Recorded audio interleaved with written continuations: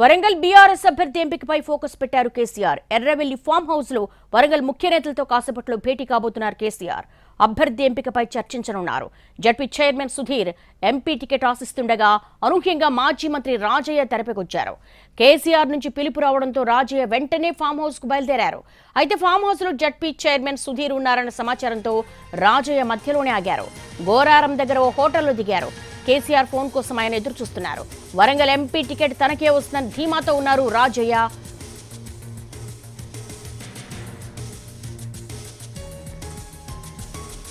Breaking point చూస్తున్నాం. Warangal BRS అభ్యర్థి ఎంపిక మీద ఫోకస్ పెట్టారు గులాబీ దళపతి కేసీఆర్. ఎర్రవెల్లి ఫామ్ హౌస్ లో వరంగల్ ముఖ్య నేతలతో కాసేపట్లో ఆయన భేటీ కాబోతున్నారు. అభ్యర్థి ఎంపికపై చర్చించబోతున్నారు. ZP chairman Sudheer MP ticket ఆశిస్తుండగా అనూహ్యంగా మాజీ మంత్రి రాజయ్య పేరు తెరపైకొచ్చింది. కేసీఆర్ నుంచి పిలుపు రావడంతో రాజయ్య వెంటనే ఫామ్ హౌస్ కు బయలుదేరారు. అయితే ఫామ్ హౌస్ లో జడ్పీ చైర్మన్ సుధీర్ ఉన్నారన్న సమాచారంతో రాజయ్య మధ్యలోనే ఆగారు. గోరారం దగ్గర ఒక హోటల్లో దిగారు. కేసీఆర్ ఫోన్ కోసం ఆయన ఎదురు చూస్తున్నారు.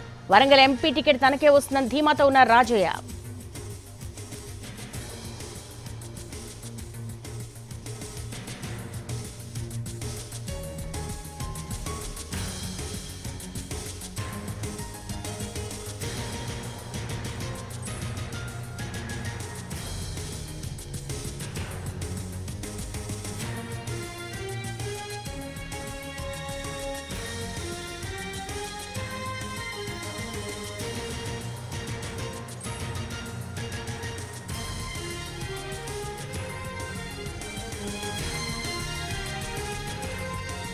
వరంగల్ బీఆర్ఎస్ అభ్యర్థి ఎంపికపై ఫోకస్ పెట్టారు కేసీఆర్. ఎర్రవెల్లి ఫామ్ హౌస్ లో కాసేపట్లో ముఖ్య నేతలతో చర్చలు జరగబోతున్నారు. దీనికి సంబంధించి మా ప్రతినిధి సతీష్ అడిగి మరిన్ని వివరాలు తెలుసుకుందాం.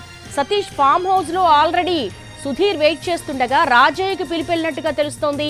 ఏంటి అసలు వరంగల్ ఎంపీ టికెట్ రేసులో ఎవరెవరు ఉన్నారు, ఏం జరగబోతోంది? బీఆర్ఎస్ పార్టీ తరఫున వరంగల్ పార్లమెంట్ కు పోటీ చేసేటటువంటి అభ్యర్థి విషయంలో అధిష్టానం ఆచితూచి వ్యవహరిస్తుంది. ఎందుకంటే ఇంతకు ముందే కడియం సిఆర్ అక్కడ ఎమ్మెల్యేగా ఉన్నటువంటి కడియం సిఆర్ కూతుర్ని ప్రకటించిన తర్వాత వాళ్ళు కడియం సిఆర్ తో పాటు కడియం కావ్య కూడా కాంగ్రెస్ పార్టీలోకి వెళ్లడం పార్లమెంట్ మీద, వరంగల్ పార్లమెంట్ మీద ప్రత్యేకమైనటువంటి దృష్టి సారించింది బీఆర్ఎస్. అందుకోసం అక్కడ బలమైన అభ్యర్థిని నిలబెట్టాలి, ఆ కడియం కావ్యని ఎలాగైనా ఓడగొట్టాలనే సంకల్పంతో అధిష్టానం భావిస్తుంది. దానికి సంబంధించి ఆ అభ్యర్థిని ప్రకటించబోతున్నారు. ఈ రోజు ఫైనల్ చేసే అవకాశం ఉంది. అయితే అభ్యర్థికి సంబంధించి అక్కడ ఎవరిని ఇవ్వాలన్న దానిపై కూడా దాదాపు వారం రోజులుగా చర్చలు చేస్తున్నారు. దీంట్లో ప్రధానంగా తాటికొండ రాజయ్య ఎవరైతే ఉన్నారో, గతంలో స్టేషన్ కన్పూర్ దగ్గర నుంచి కడియం శ్రీహరికి టికెట్ ఇచ్చారు. రాజయ్యకి ఇవ్వకుండా ఆయనకే మరొకసారి కడియం శ్రీహరికి ఇచ్చినటువంటి సందర్భంలో ఆయనకి కొంత పార్టీకి కూడా దూరంగా ఉన్నారు. కానీ ఇప్పుడు మళ్ళీ ఆయనకి వరంగల్ పార్లమెంట్ నుంచి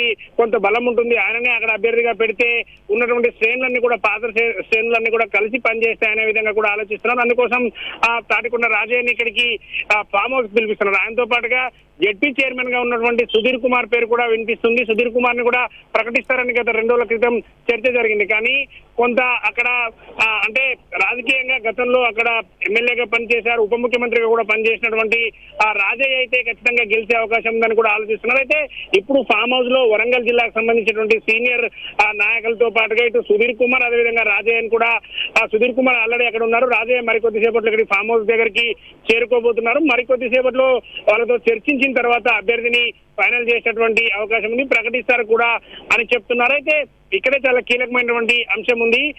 గతంలో ఏదైతే అభ్యర్థి ప్రకటించిన తర్వాత వేరే పార్టీలోకి వెళ్ళడం అయితే టీఆర్ఎస్ పార్టీ చాలా సీరియస్ గా, బీఆర్ఎస్ చాలా సీరియస్ గా చూస్తుంది. ఈ నేపథ్యంలోనే ఇప్పుడు ప్రకటించబోయేటటువంటి అభ్యర్థి ఖచ్చితంగా గెలిచే విధంగా ఉండాలన్న దానిపై కూడా దృష్టి పెట్టి మరికొద్దిసేపట్లో ఆ ప్రకటన కూడా చేయబోతున్నారు దేవి.